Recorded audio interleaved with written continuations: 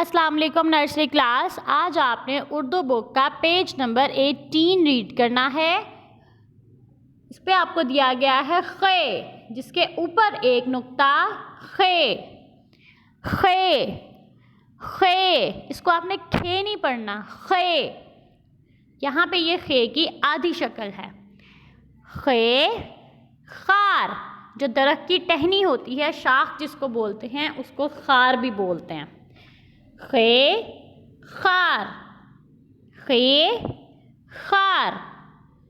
खे खरगोश, खे खरगोश, खे खरगोश। खे खरबूजा, खे खरबूजा, खे खरबूजा। खे खार, खे खरगोश, खे खरबूजा, जिसके ऊपर एक नुक्ता खे। खे खे।